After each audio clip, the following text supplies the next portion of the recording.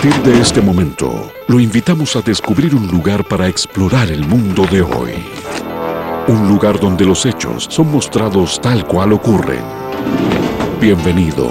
Aquí comienza Infinito Docs. Por Infinito, realidad que supera la ficción.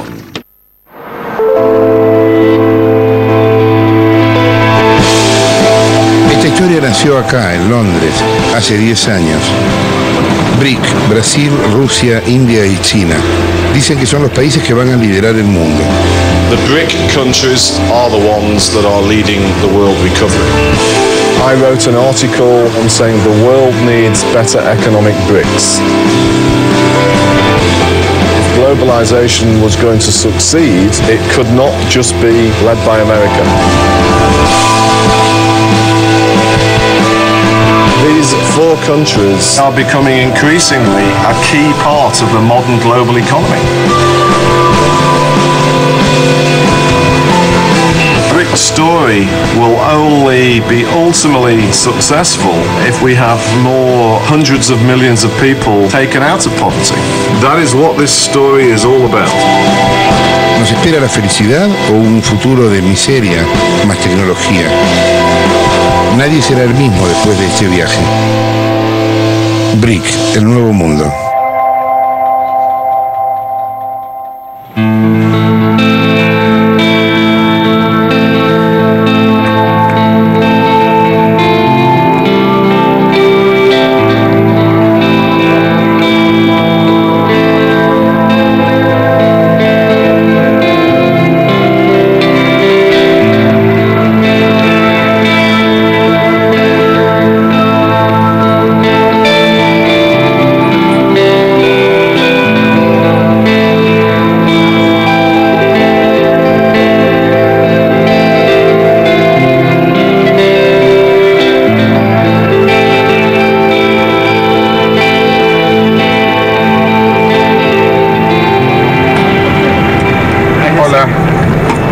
Tudo bom? Tudo bom.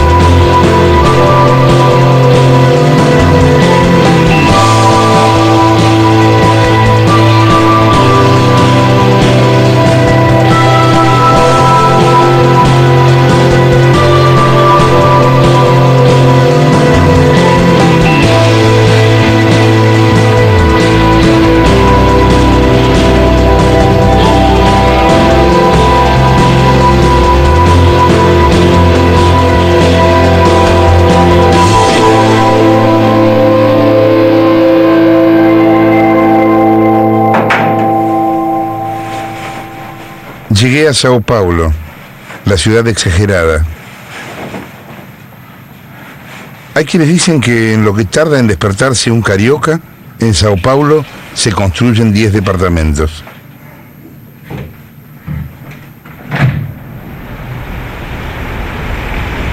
Sao Paulo es la Nueva York del sur. Tiene joyas y tachos de basura y cierta melancolía y embotellamientos eternos y dinero. Mucho dinero.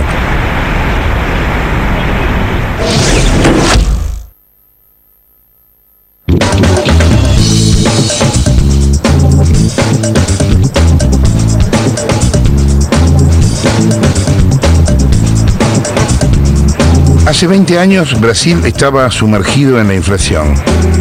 Ahora es una de las economías de mayor crecimiento del mundo, la 10ª del planeta.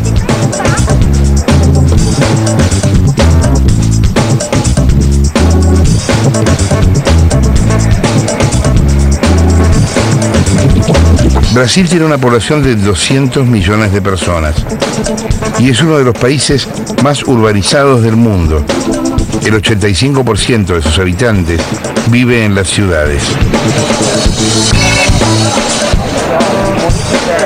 Sao Paulo explotó. A sus calles se vuelcan cada día 600 autos nuevos. Los helicópteros se han transformado en taxis empresarios y sobrevuelan todo el tiempo la ciudad con su panza de abeja, posándose cuidadosamente en las terrazas.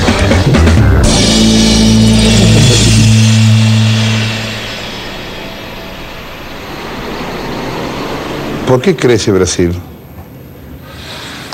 Acho que porque depois de muitos anos nós começamos a fazer as coisas certas. ¿Este proceso necesita de Lula para seguir? ¿Podría seguir sin Lula? Sim, eu acredito que poderia seguir sem Lula. É um processo que já está estabelecido, né? Não acredito que o Brasil, e especialmente os brasileiros, gostariam de aventuras, de novas aventuras, como nós tivemos no passado. Nós passamos um período grande, e até por causa do processo inflacionário, sem planejamento estratégico para o país. E hoje nós temos um paradoxo.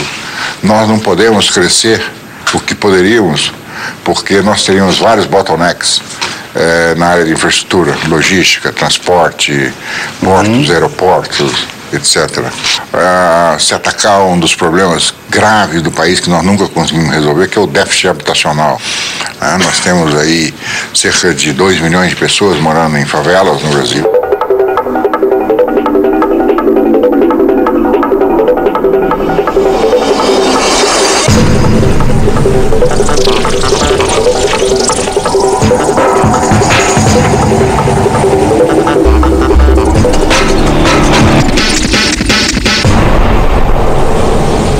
Tem um problema sério que é o narcotráfico que não ha podido solucionar. Sim, tem um problema de narcotráfico que nos países, em outros países, é mais fácil controlar porque as medidas de exceção são tomadas com mais, digamos, com mais força. Nós temos que lidar com um processo democrático. Os países democráticos, eu diria, eles têm mais dificuldade de lidar com esse tipo de problema do que os países menos democráticos. Si tuviera que definir los 3 o 4 áreas más importantes de su área de la industria para el futuro de Brasil, ¿cuáles son? Eu ficaria, por exemplo, em inovação. Inovação tecnológica. Não só tecnológica, inovação em tudo.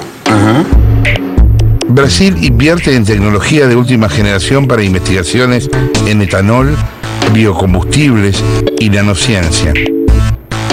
La ciencia, que durante siglos miró el universo y los grandes fenómenos, se ocupa en las últimas décadas de indagar lo más pequeño. Eso hace la física cuántica. De eso se trata la nanotecnología. Tratan de encontrar la partícula más pequeña, lo que llaman las partículas elementales. Hay otro universo adentro de una mota de polvo. El Laboratorio Nacional de Luz Sincrotrón trabaja con el mayor acelerador de partículas de Latinoamérica. Hay solo 2 en el hemisferio sur. El otro está en Australia.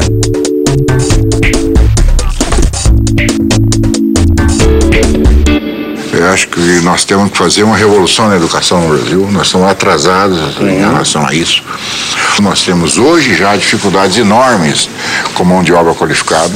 Então nós passamos muito tempo criando economistas, advogados, cientistas políticos e não engenheiros nas várias áreas. Né?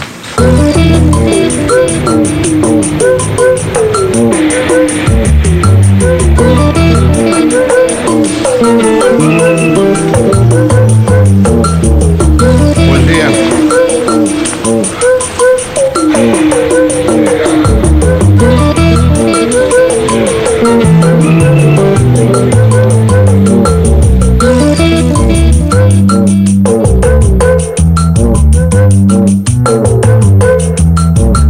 O'Neill piensa que Brasil, Rusia y China y India van a ser en el futuro cercano grandes potencias mundiales. ¿Vocês acreditam nisso?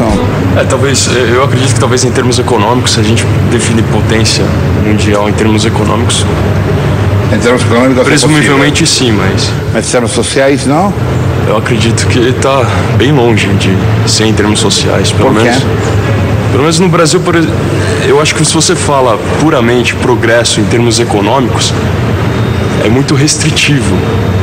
Por exemplo, no Brasil, 45% de toda a renda domiciliar está nas mãos de 10%. Tem muito pouca gente. Retroativo Vocês e também que pensam? E acho que o Brasil ele ainda carece de um projeto que transcenda os limites de governo. Então, nós estamos acostumados a políticas públicas voltadas para determinados setores ou para determinados períodos. Então, não se pensa a longo prazo, um desenvolvimento a longo prazo.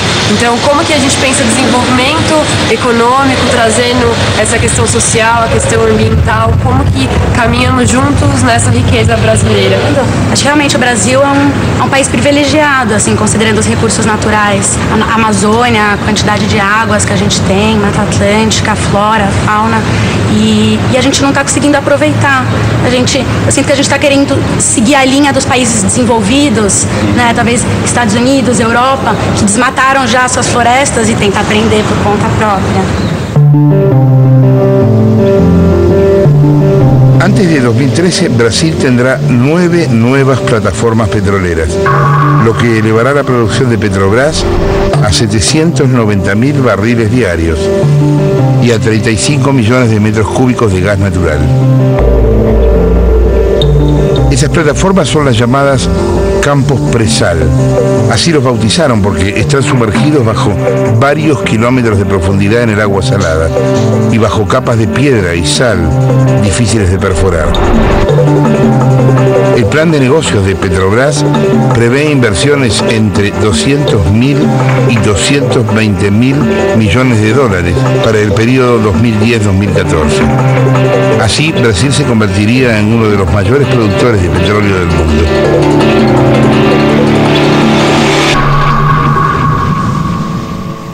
La fantasía de BRIC es que son los países que van a dominar el mundo en los próximos años. ¿Brasil tiene esa vocación de país líder? Não acredito que tenha vocação e nem a vontade. Eu acho que a vocação e o interesse do Brasil e a vontade do Brasil é de ser um país que tenha uma certa liderança em algumas áreas, em várias áreas, mas não que seja um país líder. Nós não temos a população, não temos o poder, não temos o dinheiro para isso. Eu acredito que um país com as dificuldades que nós temos ainda pode exercer uma liderança política importante que não tinha condições de fazer há 15, 20 anos, mas uma liderança econômica nos levará ainda muito tempo para que nós cheguemos a ela. Que o rol de Brasil na comunidade internacional está crescendo, mas... Sim, está crescendo, mas em termos, eu diria em termos geopolíticos, muito mais do que em termos econômicos. Muito obrigado.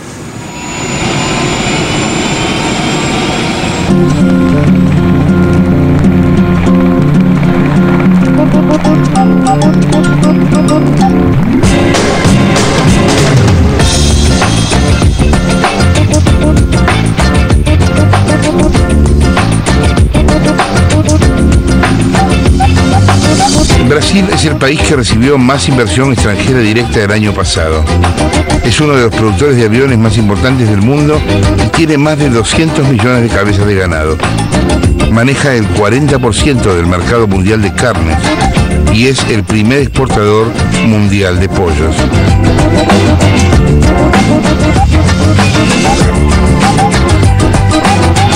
¿Será este país el verdadero líder del BRIC?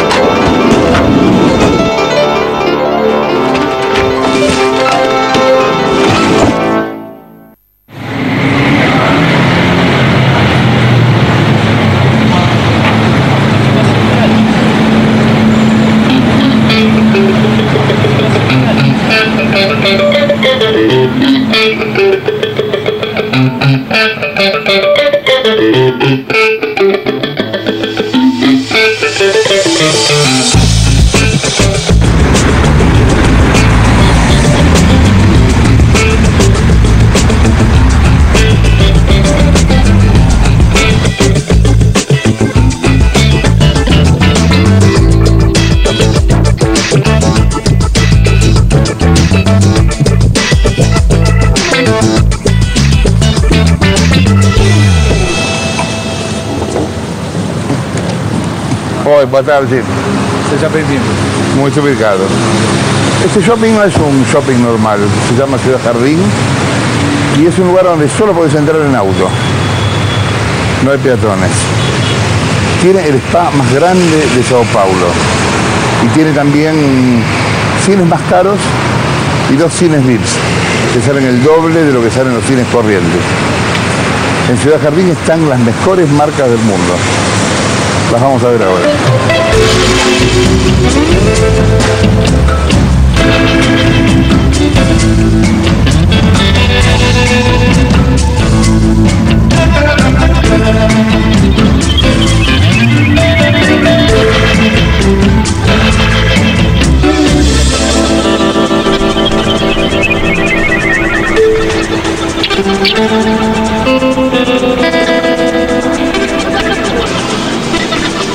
Sao Paulo gasta en el segmento de lujo 4.000 millones de dólares por año. 4.000 millones. Tiene 70 shoppings esta ciudad. Este es quizá el mejor, el más caro, el más exclusivo. Cidade Jardim. Hay otro que también compite con este que se llama Daslu y al que habitualmente los clientes acceden en helicóptero.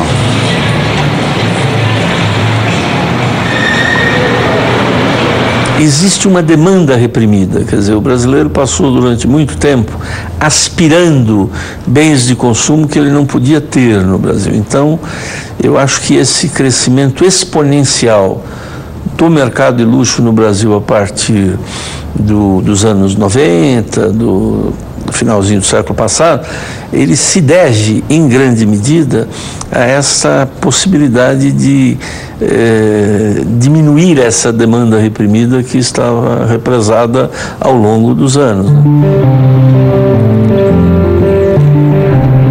El lujo necesita comprensión.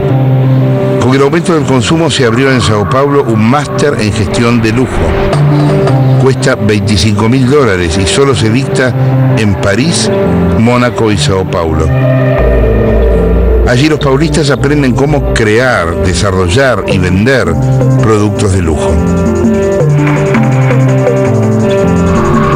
Fala o luxo no Brasil, a gente fala um conjunto de empreendimentos em todos os setores que complementam, né, todas as formas de vida, por exemplo, a aviação. La fábrica de aviones Embraer compite hoy con Cessna, Airbus y las mayores fábricas del mundo. Vende jets privados de 4 a 25 millones de dólares y tiene en lista de espera pedidos de todo el planeta. Tiene 17.000 empleados y produce al año un promedio de 250 aviones. El denominado mercado del lujo crecerá el doble que la economía del país en los próximos 20 años. As pessoas estão perdendo a vergonha de sentir prazer, de se perceber como indivíduo e de sentir prazer nas suas relações de consumo.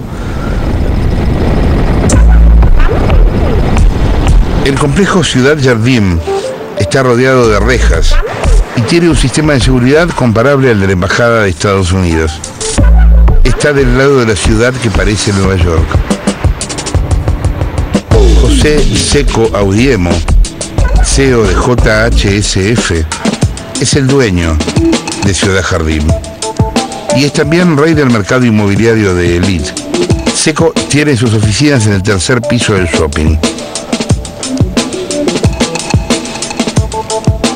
Tiene 34 años y posee una de las fortunas más grandes del Brasil. Nunca pierde el tiempo. Almorzamos en su oficina hablando de dinero y proyectos.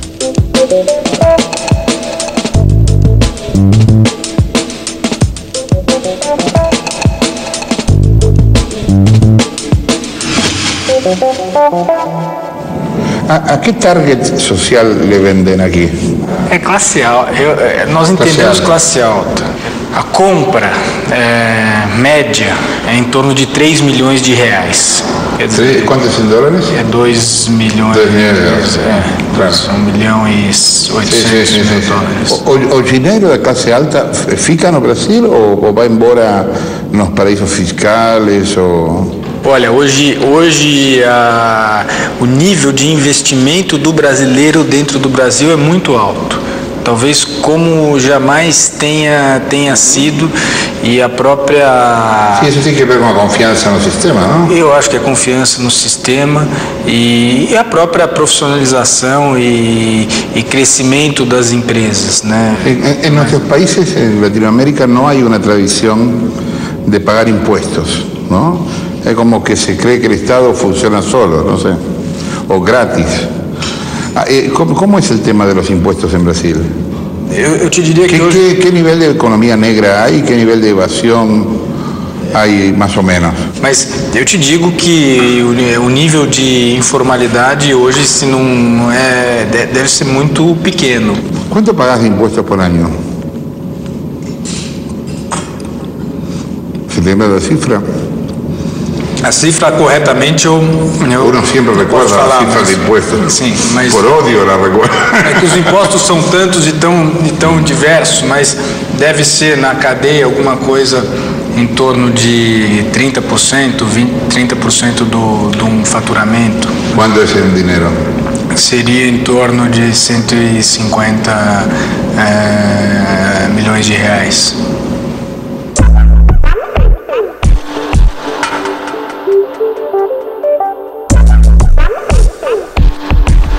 ¿Alguna vez pensaste en irte de Brasil? Não, ao contrário.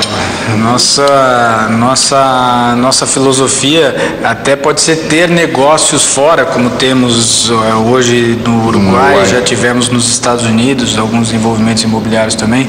Agora, a nossa companhia é uma companhia brasileira, nós temos uma ligação, né, muito forte, né? Pode jantar em paz. Obrigado.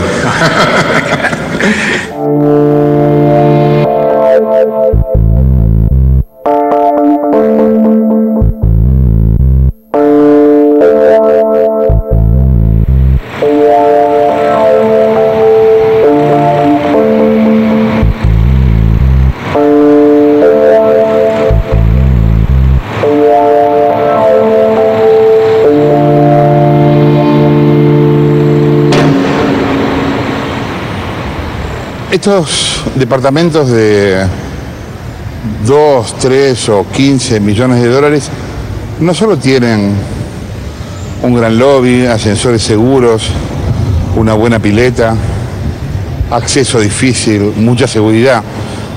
Tienen algo que quizás sea lo más importante para los que viven acá. La pobreza en este lugar de Sao Paulo no se ve. En esta ciudad hay 2 millones de personas que viven en favelas. Fíjate, las favelas de acá no se ven. Se ven las autopistas, el rush hour, la gente que vuelve temprano a su casa o que sale del trabajo, los edificios del centro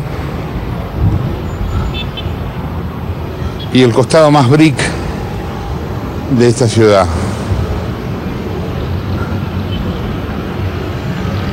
Las favelas quedan para allá, atrás de este edificio, en lo que ellos llaman la periferia, lejos de acá.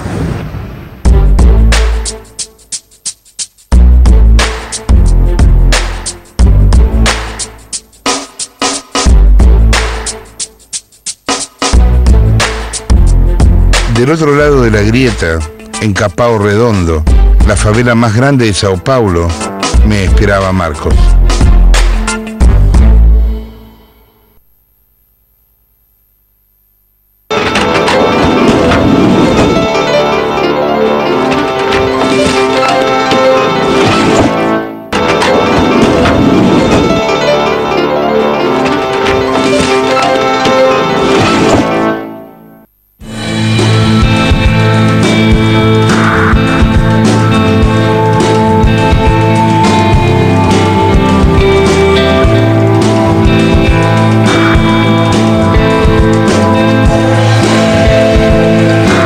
Redondo es la favela más grande de Sao Paulo. Tiene más de 50 kilómetros de diámetro. Se extiende hasta que la vista se pierde.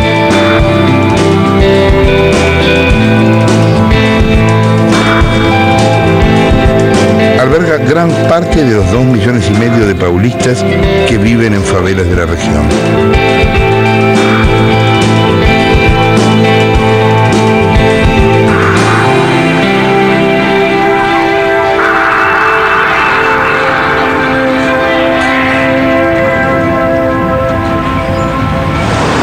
Marco, ¿cómo va?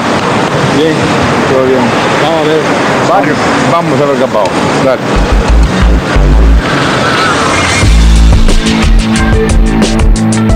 Marcos, el Japo, estudiante de fotografía, nació en Capao.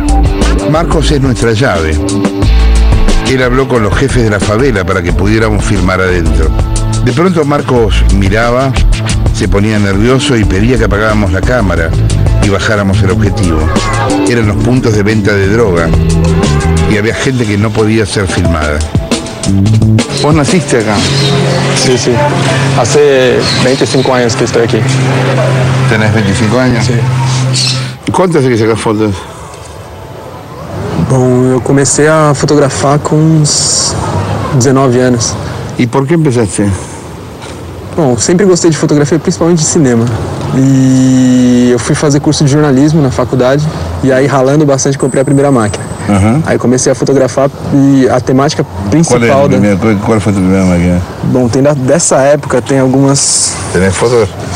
Eu tenho algumas, deixa eu ver. Essas daqui. Que eu comecei a fotografar no bairro mesmo, algumas coisas do cotidiano. Eu fotografava mais em preto e branco nessa época. Preto e branco tem mais dramatismo, tem mais força. Sim, sim. Principalmente quando... Uma mirada como esta, em preto e branco existe, em cor se perde, Se perde muito. Essa aqui foi também uma das primeiras que eu fiz. Aham, linda foto. Isto? É o quintal de uma casa, que me chamou muito a atenção pela quantidade de cores e flores que tinha dentro da casa. ¿Alguna vez te preguntaste que hubiera sido de vos naciendo en un barrio así, por ejemplo, en cambio de donde naciste? Ah, tem uma diferença muito grande, muito grande. Porque eu acredito que lá a coisa, tudo é muito organizado, né? É tudo muito organizado, as pessoas têm uma preocupação muito maior com a estética mesmo, com a coisa do visual. E aqui acho que essa preocupação acaba ficando em segundo plano por falta de dinheiro mesmo. Tem vezes que você não tem dinheiro para deixar a casa. Tem outras urgências, não? Com certeza. Agora, vos sacando fotos, encontrás beleza acá? Sim. Também. Tem uma foto aqui, inclusive de paisagem, que a gente está bem próximo. Nós estamos um pouquinho para cá. E, bom, aqui eu acho que essa coisa do preto e branco acaba uniformizando tudo e dando essa beleza, né? Porque se fosse colorida não seria tão bonito, mas a paisagem é bonita. Isso? Um dia, um barulho de fogo acendendo e fui olhar, um carro pegando fogo. Aí aproveitei, peguei a máquina fotográfica e fui fotografar. É violento o lugar? Este lugar? Já foi muito violento, mas hoje em dia não, foi. Na década de 90 tinha bastante história de homicídio. Algumas vezes, 2 vezes eu presenciei corpos na frente da minha casa, acordar de manhã indo pra escola, aquela coisa era bem criança mesmo, com uns 10 anos. E aí você abre a porta de casa e tem um corpo estendido a 10 metros da sua casa. É uma coisa, são imagens que marcam a minha infância. Acho que até um pouco da preocupação que eu tenho hoje de viver aqui, de tentar fazer alguma coisa, vem disso também, né? Que quando você é exposto a uma violência grande, quando você é muito novo, acaba deixando algumas marcas. Algumas pessoas levam isso, sei lá, de uma forma de trazer uma violência para dentro de si também, mas outras vezes não, né? Sei lá, eu acho que é mais de uma melancolia, não é nem uma tristeza, uma melancolia de saber que isso pode acontecer em algum lugar, né? E como é que está o Brasil agora? Está melhor? Acredito que sim, mas eu acredito que talvez o Brasil esteja rumando para um caminho que pode ser perigoso, né? Porque se tem muito dinheiro e muita desigualdade, isso traz uma violência bem maior, né?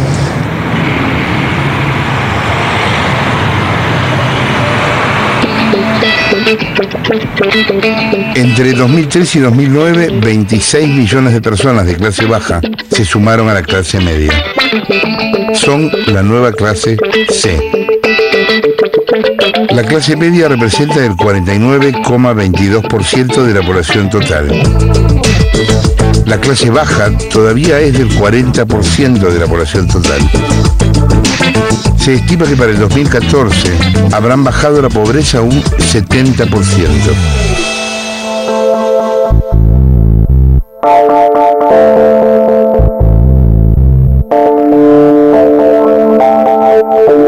Nos países BRICS, os países grandes e alguns outros, há uma mobilidade social muito grande.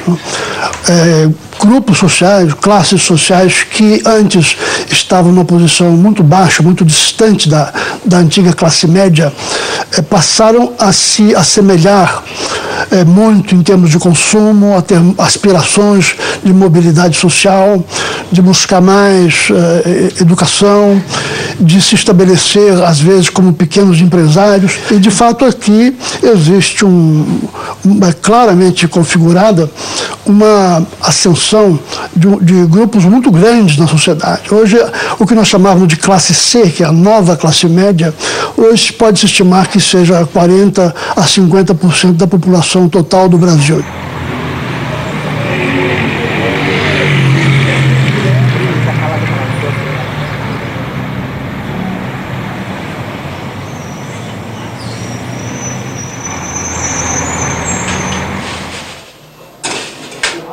Eu vim para cá quando eu tinha 19 anos. Gente que vem da Bahia, a maior parte das pessoas vem pelo mesmo motivo, atrás de uma vida melhor, né? Quando eu cheguei aqui, eu comprei roupa, calçado e depois eu saí para conhecer São Paulo, né?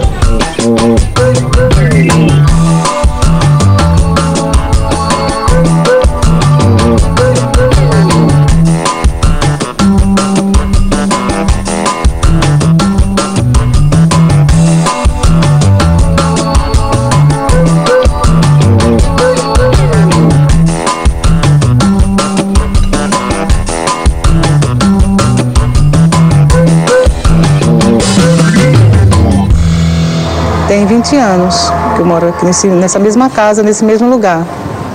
Tá no terreno que já tinha, né? Que só tinha um quarto e cozinha, né? Aí foi construindo cada pedaço, né? Até hoje o Luiz quer reformar um pouquinho lá na frente, que tá meio baixo, né? E a laje tá caindo água, né? E ele quer aumentar mais. E eu já tenho até raiva, porque as meninas cresceram no meio da areia, né? E do cimento, eu falo para elas.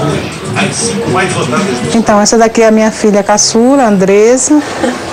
E ali é a Tamara, que tem 17 anos. Aqui tinha uma gradinha, né? E aqui era tudo aberto, que dava pra rua. Então aqui era um quintal, não tinha sala, não tinha nada. Eu já nem quero sair daqui, nem que eu ganhe na loteria, porque eu gosto do Capão. Tem tudo que eu preciso para viver aqui. Baudice es una de las 26 millones de personas de clase baja que se sumaron a la clase media. Tiene 3 hijas, una estudia enfermería, otra es pedagoga y pudo, a la más chica, cumplirle su sueño. Atiende su propia peluquería.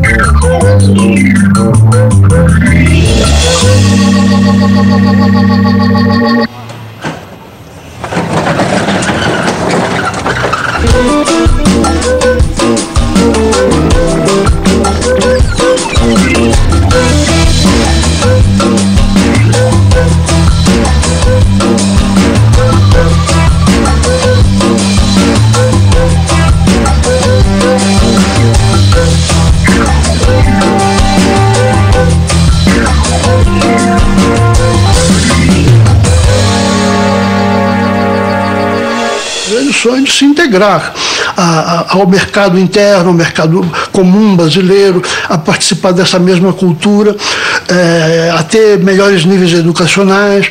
Tudo isso é um processo de mobilidade, né? É um grande contingente que se achava marginalizado, que se punha à margem, um pouco passivamente em relação a esses serviços e a esses bens, porque achavam que eles eram inalcançáveis, mas que de repente percebem que eles são alcançáveis, né? Que através do trabalho, de uma renda estável, de um emprego estável, do crediário, podem ser adquiridos por qualquer pessoa. La clase C empezó a consumir. 1 de cada 3 tiene cuenta bancaria. 1 de cada 4 tiene tarjeta de crédito y 1 de cada 5 tiene computadora. Compran autos, piden créditos y esperan el último modelo de televisión.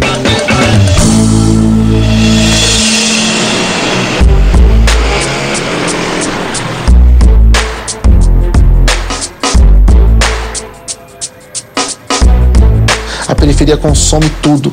Só Casas Bahia, Magazine Luiza, Marabras, está tudo milionário por causa da periferia. A periferia que consome isso. Um rico não vai na Casa Bahia abrir carnê de 20 prestação, entendeu? O Extra, o supermercado Sonda, todo mundo ficou rico com a periferia comprando, entendeu? Então se tem uma ilusão de que é um país mais justo, é um país que está sendo um governo mais... Eu não vejo o resultado positivo, entendeu? Eu não vejo mudança nos moleques, eu não vejo as coisas evoluindo. Eu tô dentro da coisa, eu tô dentro do tema e por isso que eu acho que é foda, porque você tá dentro do tema, você vê onde tá o problema, entendeu? Então não tá se dando uma oportunidade de uma escola melhor, num futuro melhor. Você tá encobrindo a coisa com prestação, com carro legal, com celular de R$1.000 e todo mundo tem acesso a comprar essas porcarias, mas na verdade o cara não tem como viver melhor, assim.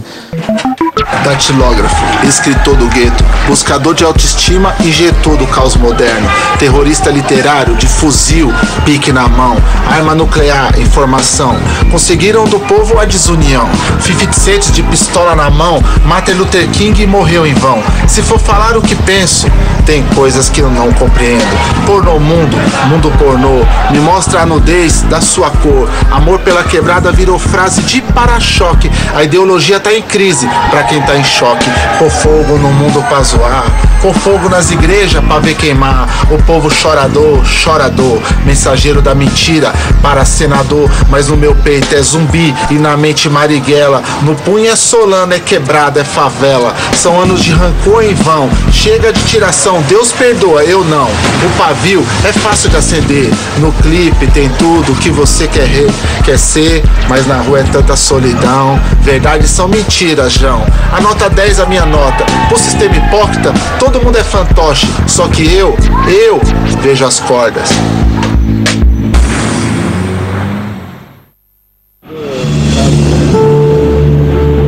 Las favelas paulistas son manejadas por completo por el PCC, el Primeiro Comando da Capital, una organización de presos surgida a principios de los 90.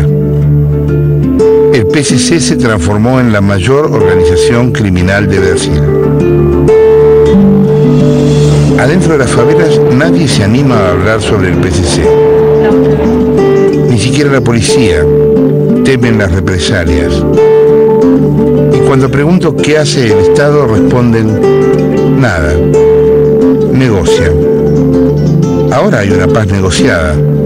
Es una porquería, pero no se muere nadie. Perdón, me dicen. Não se muere nadie sem autorização. Uma violência é o cara pisar no seu pé e ele tentar te matar. Uma outra violência é o cara pisar no seu pé e você ir debater com o cara por ele tentar te matar e você ter que fazer várias reuniões porque é capaz de você morrer ou não. Só mudou a forma de opressão. A violência continua do mesmo jeito. Então o crime organizou as regras, o crime chegou onde o Estado não chegou e organizou a cultura, organizou as regras. A gente que fazia a cultura no bairro foi colocado de lado, então a gente tem que pedir licença daqui, licença dali para fazer uma festa, para fazer um evento, para lançar um livro, entendeu? E os caras dominaram tudo e o governo entregou, quando teve aquela briga do PCC e tal, o governo entregou o Estado de São Paulo para o PCC e ficou tudo bem, está tudo bem. Para você morar aqui é como uma toma de posição? Eu acho que, sei lá, eu acho que eles verem uma pessoa que teve estudou, fez faculdade e tal, acho que acaba trazendo um pouco de referência também, principalmente para as crianças mais novas. O que a gente vê aqui é mais fácil encontrar um ponto de tráfico de drogas do que encontrar uma biblioteca. Mas não é só isso, a pergunta é, o Estado existe aqui? Existe, de uma forma repressora. A polícia é o Estado aqui. Somente? Eu acho que sim. A própria polícia envolvida, tudo envolvido. Essa mistura ficou... São Paulo é o único lugar do mundo que tem um crime chique. A gente tem um crime chique, que o crime não anda armado, o crime não anda, só anda com o celular, decide pelo celular, entendeu? Tipo executivo. No Rio os caras andam de pistola, sem camisa, cordão de ouro, tudo escrachado, explode helicóptero. Aqui em São Paulo pra quê? Tá tudo dando certo, todo mundo tá ganhando seu dinheirinho, a polícia, os bandidos, o governo, então deixa funcionar, pô. É negócio, business, né? El problema es el narcotráfico, el poder que discute de igual a igual con el Estado. Hace algún tiempo circuló por internet una entrevista a Marcos Camacho, Marcola, actual líder del PCC. Después se dijo que era falsa, invento de un periodista. ¿Era en verdad Marcola o un anónimo disfrazado? Importa poco. Quien habló sabe de qué se trata. La entrevista dice: yo soy una señal de estos tiempos. Yo era pobre e invisible. Ustedes nunca me miraron durante décadas y antiguamente era fácil resolver el problema de la miseria. Ahora somos ricos gracias a la multinacional de la droga y ustedes se están muriendo de miedo. Nosotros somos hombres bombas. En las villas miseria hay 100.000 hombres bombas. Estamos en el centro de lo insoluble. Ustedes entre el bien y el mal, y en el medio, la frontera de la muerte, la única frontera. La muerte para ustedes es un drama cristiano en una cama por un ataque al corazón. La muerte para nosotros es la comida diaria, tirados en una fosa común. La postmiseria genera una nueva cultura asesina, ayudada por la tecnología. Satélites, celulares, internet, armas modernas, la mierda con chips, con megabytes. Mis comandados son una mutación de la especie social. Son hongos de un gran error sucio. Nosotros no tememos a la muerte, ustedes se mueren de miedo. Nosotros estamos bien armados, ustedes tienen calibre 38. Nosotros estamos en el ataque, ustedes se defienden. Ustedes tienen la manía del humanismo, nosotros somos crueles, sin piedad. Ustedes nos transformaron en superstars del crimen. Nosotros los tenemos de payasos. A nosotros nos ayuda la población de las villas miseria por miedo o por amor. A ustedes los odian. Ustedes son regionales, provincianos. Nosotros somos globales. Nuestras armas y productos vienen de afuera. Nosotros no nos olvidamos de ustedes. Ustedes son nuestros clientes. Ustedes nos olvidan cuando pasa el susto de la violencia que provocamos.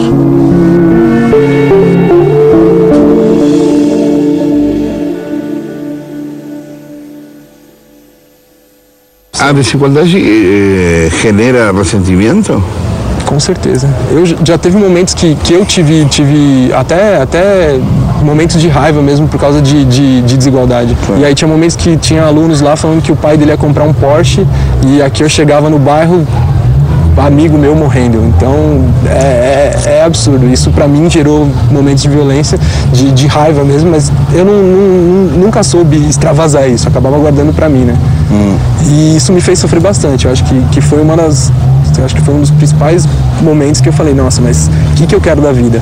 Será que eu quero, sei lá, fingir que nada disso existe, desigualdade, e tentar ganhar dinheiro e ficar milionário e tentar ver a vida dessas pessoas, ou vou tentar, sei lá, fazer alguma coisa e lembrar de onde eu vim? Super-heróis do Capão Redondo? Vixe Maria, tem o São Antônio aqui, ó, que levanta às 5 horas da manhã, pega o ônibus lotado para chegar na Paulista às 7h30 para servir café pra boy. Tem a Dona Maria que faz bife lá na Paulista pros caras, chega aqui não tem nem ovo para comer. Tem a professora aqui do lado que dá aula na escola particular do Mackenzie, quando volta para casa o filho dela não aprendeu a ler na escola daqui, entendeu? Tem um monte de super-herói que vai todo dia, não desiste, não quer o mal dos outros, sabe? E quer fazer o bem ainda pros outros. Então tem um monte de gente da hora, mano, que vale mais que 1000 super-heróis, assim.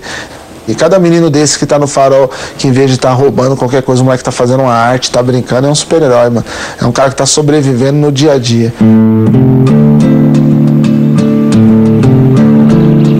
Eu acho que a minha guerra eu vou lutar, né?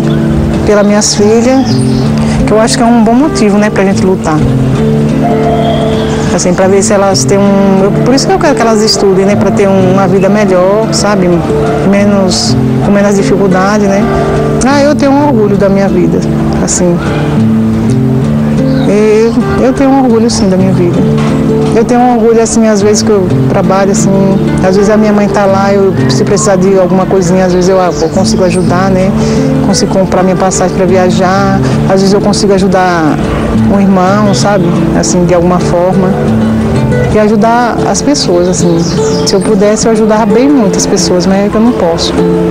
A esperança está em cada moleque que eu vejo nascendo, que estuda ainda, que corre pelo bem, cada mina que quer fazer uma faculdade, que quer evoluir, sabe? Ainda tem muita esperança, eu acredito muito na esperança. En Capão Redondo no hay disparos, por ahora, hasta que el acuerdo deje de ser negocio para alguna de las partes y la muerte vuelva. Los narcos venden en paz y el Estado cobra impuestos regularmente, lo que se dice civilización. Todos duermen y sueñan con las Olimpiadas y el Mundial. Las putas y los millonarios, los dealers y los políticos, los vendedores de agua de coco y los constructores de condominios desean la llegada del futuro. Esa es su fuerza.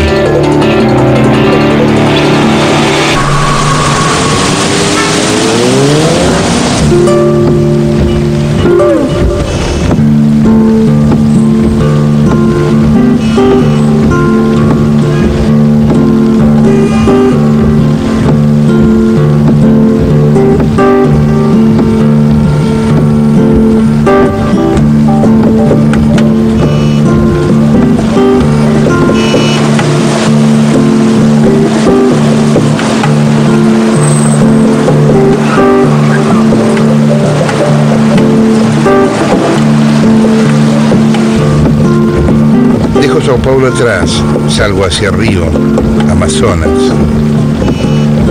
Me espera el Brasil profundo, el mar y la selva.